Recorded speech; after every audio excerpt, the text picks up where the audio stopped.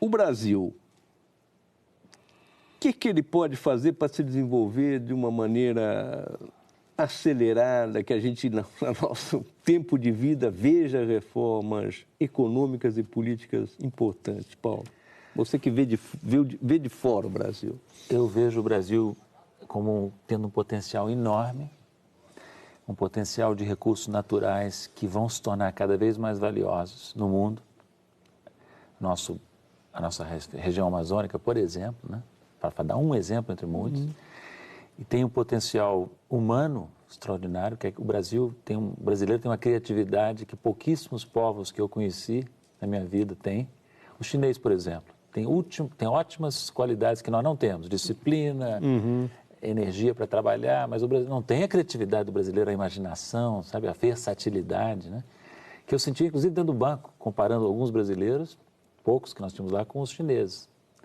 Os brasileiros trabalhavam melhor. Mas a educação é uma calamidade, Paulo. A educação assim, nacional é uma sem coisa... Dúvida, sem dúvida. Mesmo assim, o brasileiro consegue ser virador, né? É impressionante a qualidade do brasileiro, nesse ponto.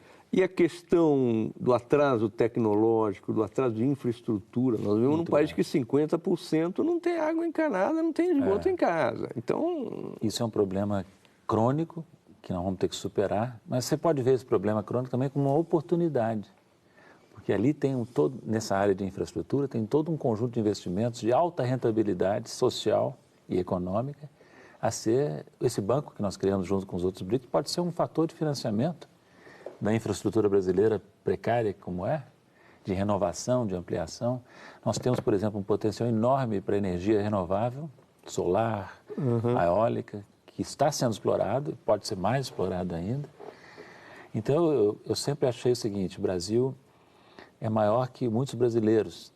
Brasileiros frequentemente decepcionam o Brasil, porque o Brasil é um país... Olha, o Brasil é um dos poucos países, tem 10 países no mundo, entre eles os 4 BRICS, que estão entre a lista dos 10 maiores em área, população e PIB. O Brasil é um deles. Agora, não vai para frente. E, ao que parece, desde que assumiu esse governo, o Temer diminuiu o lugar do Brasil no exterior, diminuiu a ambição nacional, a perspectiva nacional. Como é que está sendo visto hoje o Brasil? Vai se esperar? Vai se investir? Como é que está? A bem da verdade, o apequenamento, a diminuição do papel do Brasil começou já no final do governo Dilma. Sim. Porque a crise foi tão grave que a Dilma recuou também na presença externa.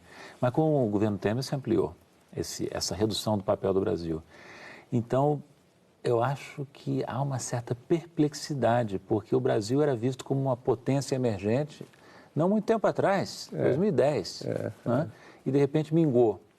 Mas uma coisa interessante, os chineses, como é que eles veem o Brasil? Como é que eles veem essa crise brasileira? Eles veem assim, o Brasil está passando por uma crise temporária e nós temos que investir no Brasil porque ele vai voltar a ser um país dinâmico. Eu acho que os chineses têm razão. Sim. Eles têm razão. Pode ser que demore, que a gente ainda bata muita cabeça, mas a partir do governo que vem, eu não acredito que esse governo consiga fazer uma mudança forte, né? Mas mesmo nesse governo, com toda a sua precariedade e dificuldade, já está havendo uma recuperação. É isso que eu ia perguntar para você. O que está acontecendo? É uma recuperação? É um voo de galinha? É marketing? O que é que está acontecendo? Não é só marketing. Você tem todos os indicadores mostrando desde o ano passado que a produção se recupera, que o investimento começa um pouquinho a se recuperar, até o investimento. O mercado de trabalho melhorou um pouquinho. Olha, mas são 12 milhões de desempregados. É verdade, mas o nível de emprego cresceu um pouco. É verdade que emprego de baixa qualidade. Né? Informal. A inflação caiu muito, o que foi muito positivo. Isso abre espaço para o Banco Central continuar baixando esses juros absurdamente altos que o Brasil tem há tanto tempo, né? Então, eu acho que essa recuperação pode até ser abortada se, por exemplo, a crise política recrudescer dramaticamente ou se houver um choque internacional financeiro, como já sofremos no passado, ou comercial também, né? Mas enquanto a China, que é o nosso principal mercado, você sabe, né? Desde 2009, a China ultrapassou os Estados Unidos como principal mercado das exportações brasileiras. Se a China continuar crescendo, a Índia, os Estados Unidos estão indo bem, a Europa também, até o Japão se recuperou.